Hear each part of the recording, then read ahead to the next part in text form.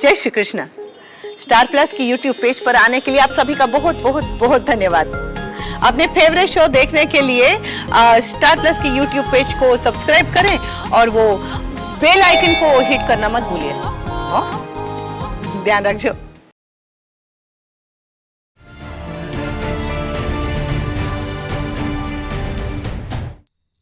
अगर वो सच में श्रुति से प्यार करता है तो हम लोग कौन होते हैं उसे रोकने वाले?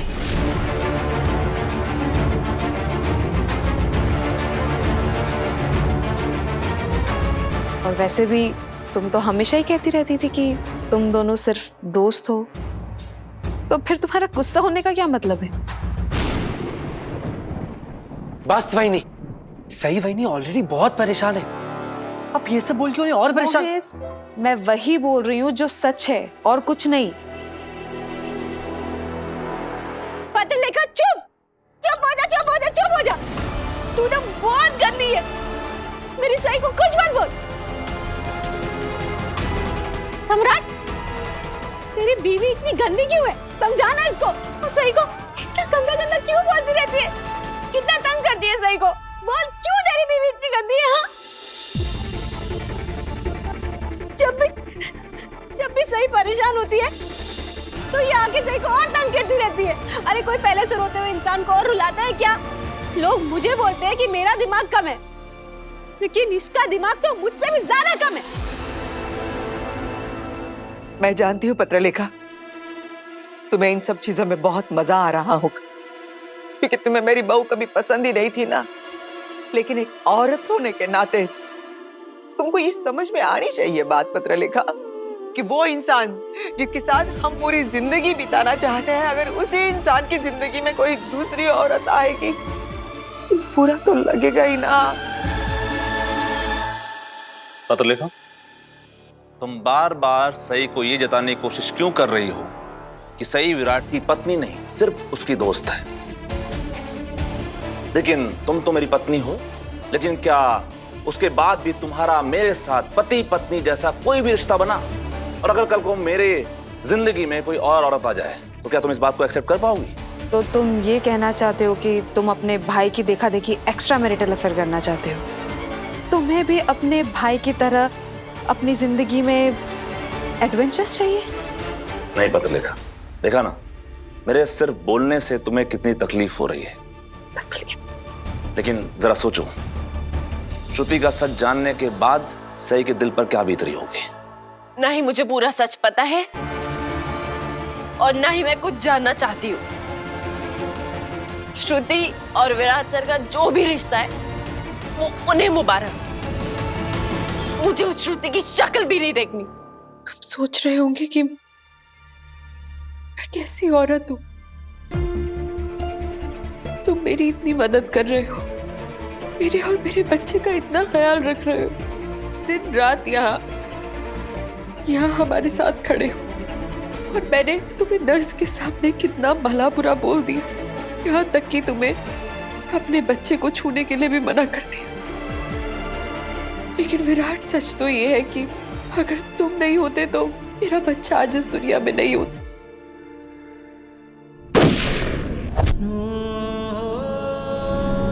लेकिन अगर मैं नहीं होता तो साहस के सर पर उसके बाप का साया होता। अब से मैं वो करूंगी जो मुझे ठीक लगेगा।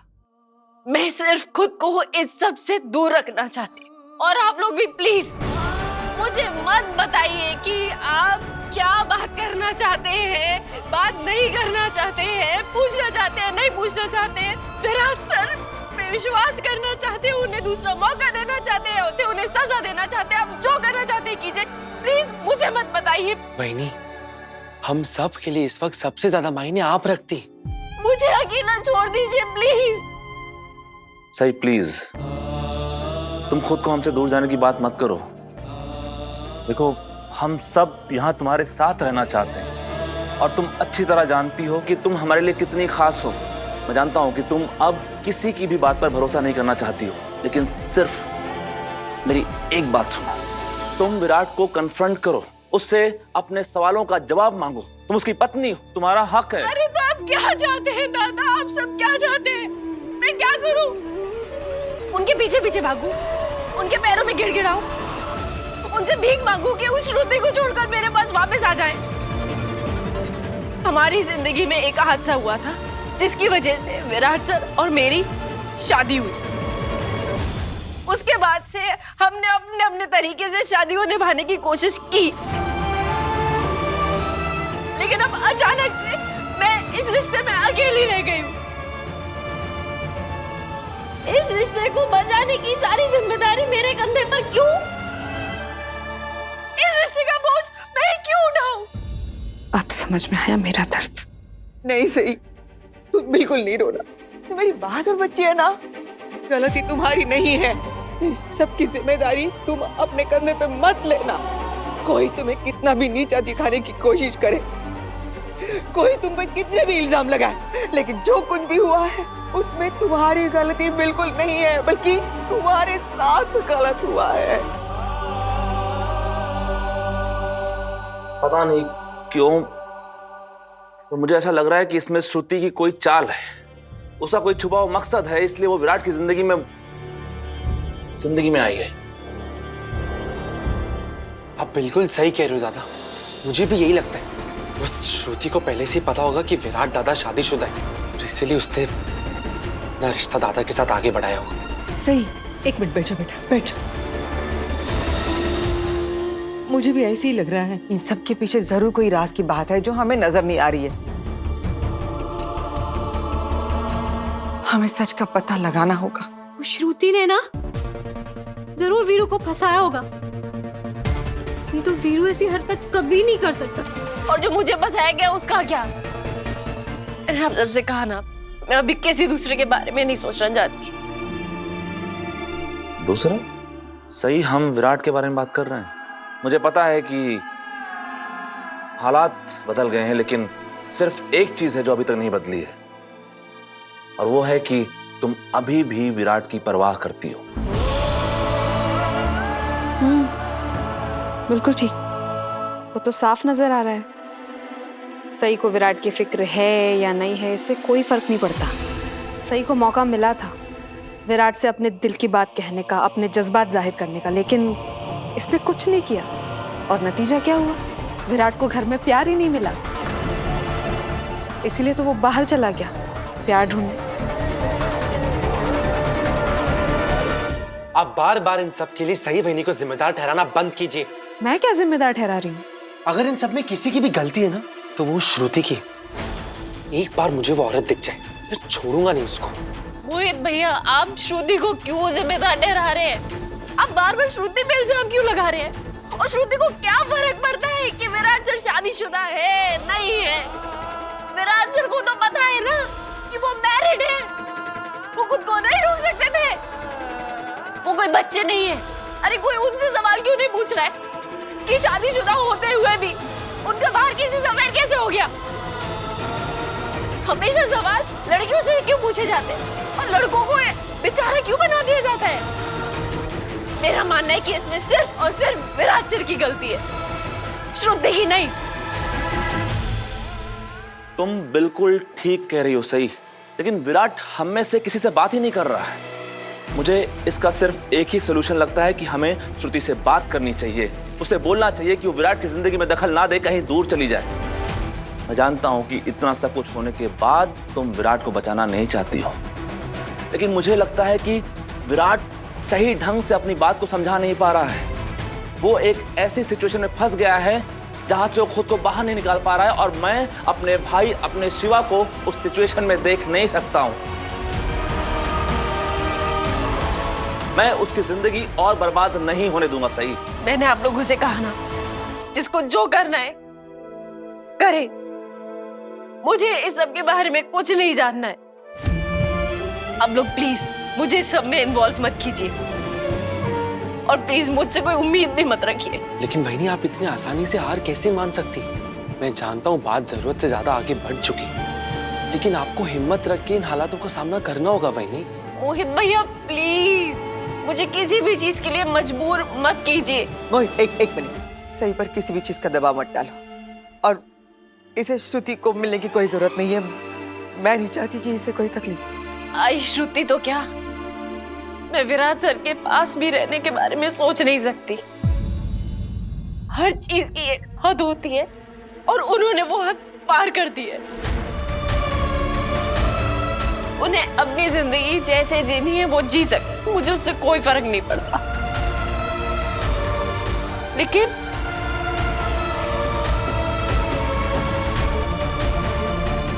मैं अपनी आंखों के सामने ये सब होता हुआ नहीं देख पाऊंगी। विराट सर की जिंदगी में और इस घर में मेरे रहने का क्या मतलब, जब विराट सर मुझे अपनी बीवी, अपनी दोस्त और अब तो शायद अपनी जिम्मेदारी भी नहीं मानते। अब तो शायद श्रुति ही उनकी जिम्मेदारी है। अब मुझे इस घर से जाना होगा।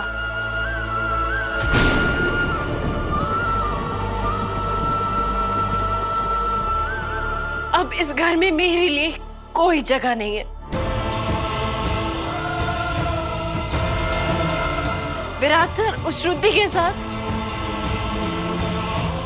अपनी जिंदगी जी सकते हैं और आप लोग प्लीज उन्हें जीने दीजिए।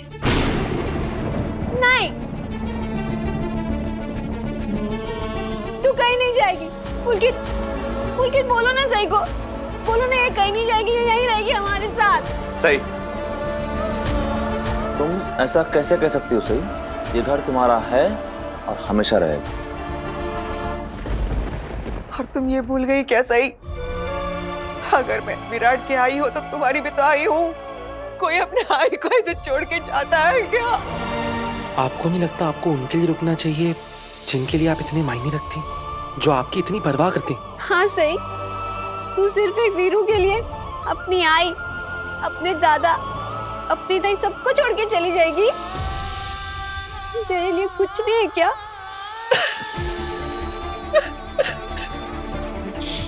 प्लीज देवी ताई, मुझसे ये सब सवाल मत कीजिए। आप नहीं जानती कि मैं कितना बुरा महसूस कर रही हूँ। आप सब यहाँ मेरे लिए खड़े हैं। आप मुझे अच्छा महसूस कराने की कोशिश कर रहे हैं और मुझे उससे और तकलीफ हो रही है, क्योंकि आज कोई कुछ ऐसा कह ही नहीं सकता जिससे मेरी तकलीफ दूर हो सके। और मैं आप लोगों को अपनी तकलीफ में और तकलीफ नहीं देना चाहती। ये बात तो सब लोग जानते हैं कि समस्या विराट है, तुम नहीं। गलती विराट ने की है, तुमने नहीं। अगर वो रास्ता भटका है तो वो जाएगा, तुम नहीं। वो यहां से जाएगा और मैं उसे रोकूंगी भी नहीं।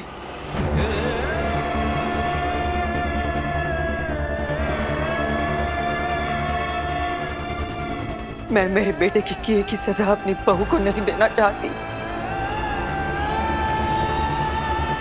अगर कोई इस घर से जाएगा तो वो विराट जाएगा।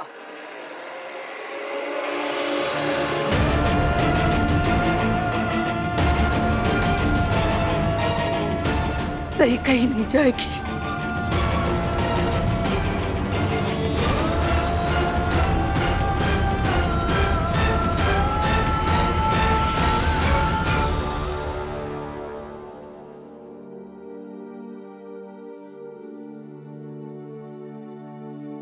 काफी रात हो गई है, तुम्हें घर जाना चाहिए। एक बार डॉक्टर आ जाए चला जाऊंगा। तुम्हारे रिपोर्ट्स में क्या है जानना है मुझे। आई एम सॉरी, मेरी वजह से तुम्हारा बहुत वक्त बर्बाद हो रहा है। तुमने सोचा होगा कि डिलीवरी के बाद सब ठीक हो जाएगा, टेंशन नहीं रहेगी, लेकिन एक के बाद एक मुसीबतें आती ही जा रही हैं। तुम्हारा बोझ बढ़ता ही जा रहा है। सबसे पहली बात, जिम्मेदारी कभी बोझ नहीं बन सकती।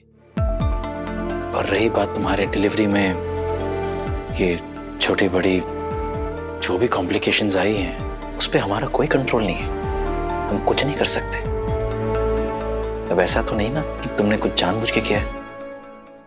तो तुम क्यों सॉरी बोल रही हो? क्योंकि मैं जानती हूँ तुम्हारे यहाँ आने से तुम्हारे घर में, तुम्हारी पर्सनल लाइफ में प्रॉब्लम खड़ी होगी। और ये सब उस दिन से ज्यादा बढ़ गया है जिस दिन मैंने फोन पे तुम्हारी वाइफ से बात।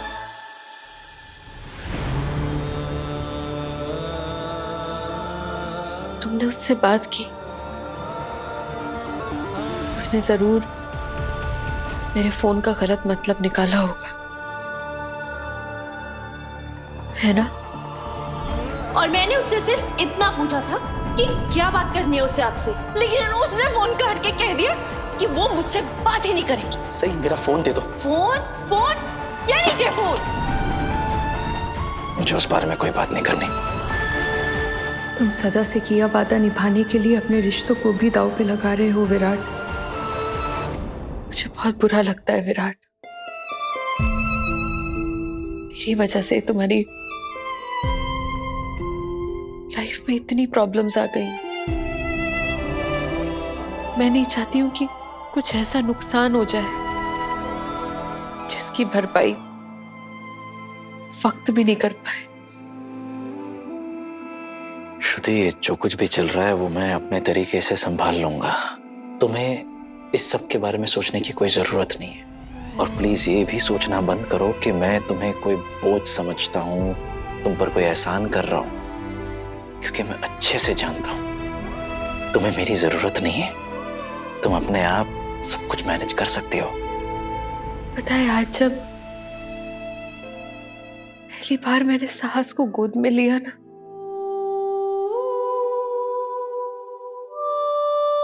मुझे एहसास हुआ कि जिंदगी कितनी अनमोल है। बहुत अलग फीलिंग थी वो। काश सदा भी इसको एहसास कर पाता।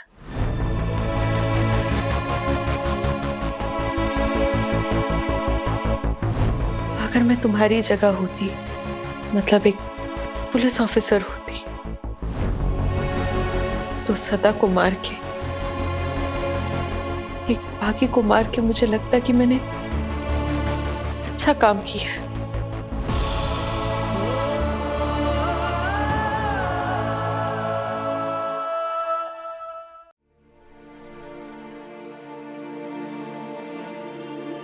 तुमने तो अपनी ड्यूटी निभाई है ना,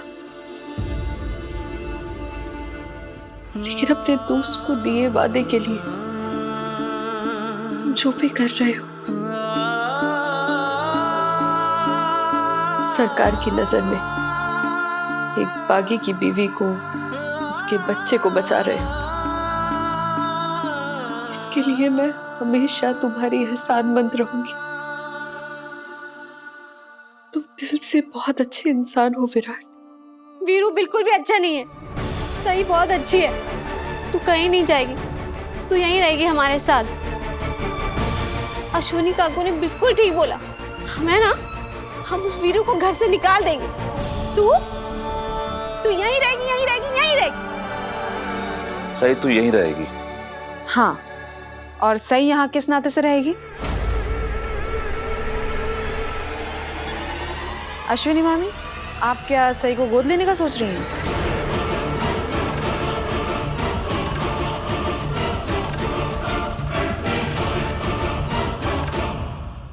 पत्रलेखा, सही मेरी दोस्त है,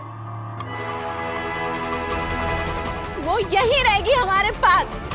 अगर तुझे कोई तकलीफ है ना, तो तू जा यहाँ से। चल फूटे सुन। देवी ताई,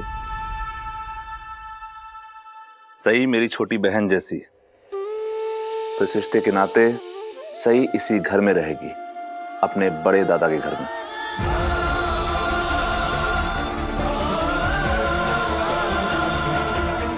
अगर वहीनी आपकी छोटी बहन है तो मेरी भी तो बड़ी बहन है ना, मैं इन्हें कहीं नहीं जाने दूंगा।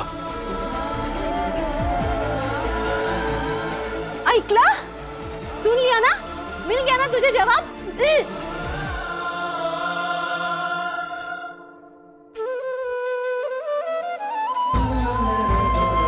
मैं कैसे पीछे रह जाऊं? मैं भी तो सही के आई हूँ ना, मुझे भी शामिल कर लो। और मैं, मुझे भूल गए क्या? सही मेरी भी तो छोटी बहन है। जीजू।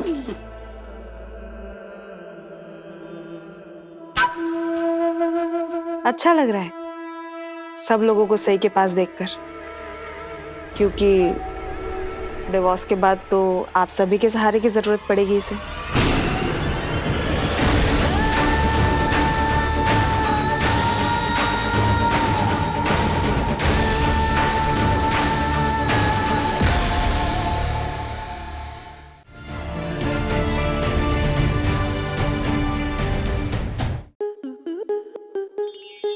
To enjoy more such amazing videos, subscribe to our YouTube channel.